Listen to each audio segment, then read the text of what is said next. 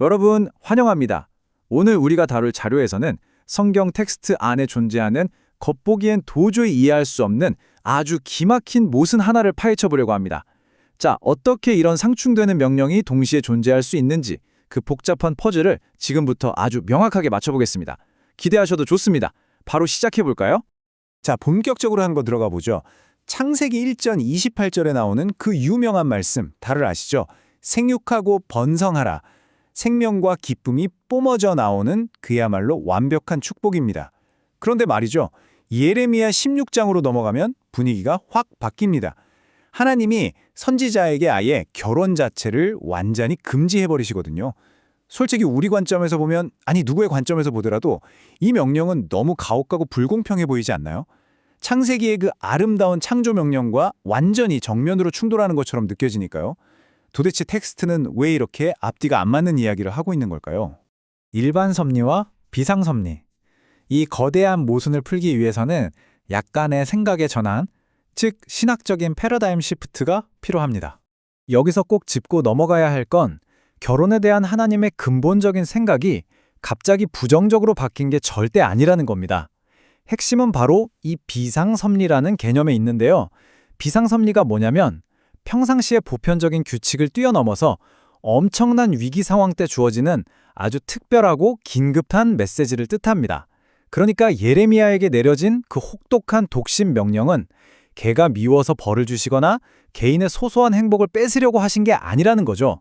특정한 역사적 재앙, 그 거대한 위기를 경고하기 위해 맞춤형으로 설계된 아주 예외적인 조치. 그게 바로 비상섭리였던 겁니다. 예레미야의 시각적 설교.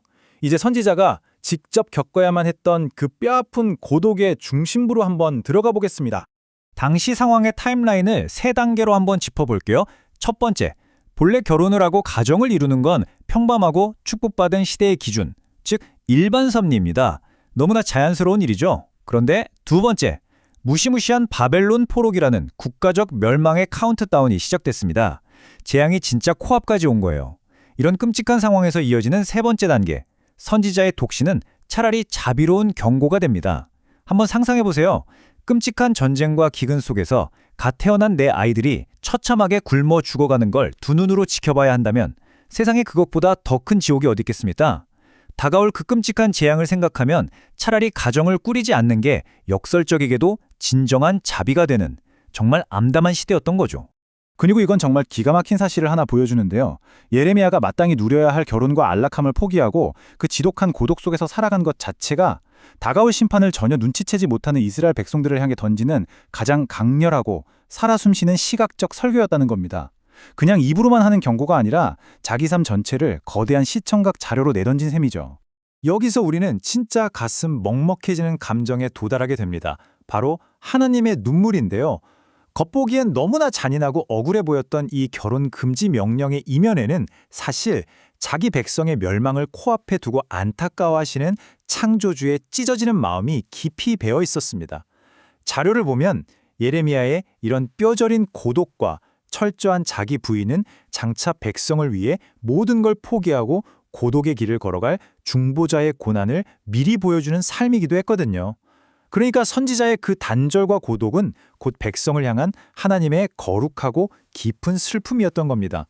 자, 여기까지 구약 성경의 이 특수한 명령이 임박한 바벨론의 침공 때문이라는 건 확실히 알았습니다. 그런데 여기서 아주 날카로운 질문이 하나 떠오르지 않나요? 아니 그렇다면 왜 신약 성경에서 사도 바울 역시 독신을 권유했을까? 바벨론 포로기 같은 엄청난 국가적 재앙이 없던 시대였는데도 말이죠. 이제 우리 렌즈를 구약에서 신약으로 스르륵 한번 돌려보겠습니다. 고린도전서에 나오는 바울의 조언이 예레미야의 이 극단적인 상황과 어떻게 딱 맞아떨어지는지 살펴볼 시간입니다. 바울과 임박한 환란. 자, 이제 신약 성경에 메아리치는 예레미야의 메시지를 본격적으로 탐구해 보겠습니다. 사도 바울을 제대로 이해하기 위한 마스터키는 바로 종말론적 긴박성입니다. 바울은 위기의 시대, 즉 환란이 임박한 시대에는 세상의 얽매임보다 복음을 훨씬 더 우선순위에 둬야 한다고 텍스트를 통해 강력하게 어필했거든요. 복음을 전하는 게 너무너무 급한 나머지 가정을 돌보는 일에 에너지가 분산되기보다는 온전히 주님께 집중하기를 바랐던 거죠. 여기서 우리가 절대 오해하면 안 되는 게 있습니다. 바울이 독신을 결혼보다 무슨 더 수준 높은 거룩함으로 본 게 절대 아니라는 사실이에요. 독신은 단지 그 긴박한 타이밍에 복음에 방해받지 않고 온전히 헌신할 수 있는 일종의 자유로운 상태로서의 가치를 지니고 있었을 뿐입니다. 사명 중심의 삶. 이제 이 방대하고 깊은 신학적 여정을 우리들의 실제 일상으로 훅 끌어와 보겠습니다. 그러니까 여기서 제일 중요한 핵심 3가지를 딱 정리해 볼게요. 첫째, 결혼은 여전히 너무나 선한 것이고 엄청난 축복입니다. 창조의 원리는 한 번도 변한 적이 없어요. 둘째, 사람들의 부르심은 정말 다양하다는 겁니다.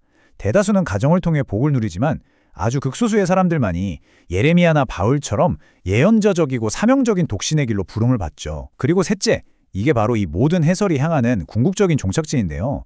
결혼이냐 독신이냐 누가 더 우월한가 결혼은 유치한 경쟁이 아니라는 겁니다. 내가 결혼을 했든 안 했든 나의 현재 상태가 주어진 목적을 위해 지금 어떻게 쓰임받고 있는가, 즉 사명 중심의 삶을 살고 있는가가 텍스트가 진짜 하고 싶은 핵심이라는 거죠. 자, 오늘의 해설을 마무리하면서 여러분께 아주 도발적이고 묵직한 질문을 하나 던지고 싶습니다. 내 삶의 형태는 지금 어떻게 쓰임받고 있는가? 오늘 우리가 쫙 살펴본 것처럼 시대와 상황, 부르심의 형태는 다 달라도 그 근본적인 목적은 너무나 뚜렷했습니다. 여러분이 지금 처한 상황이나 삶의 모습이 어떠하던 간에 오늘 던진 이 질문이 여러분 각자의 고유한 방향과 목적을 탐구하는데 아주 신선한 자극이 되기를 바랍니다. 오늘 준비한 자료 해설은 여기까지입니다. 이 흥미진진한 분석의 여정에 끝까지 함께해 주셔서 진심으로 감사합니다.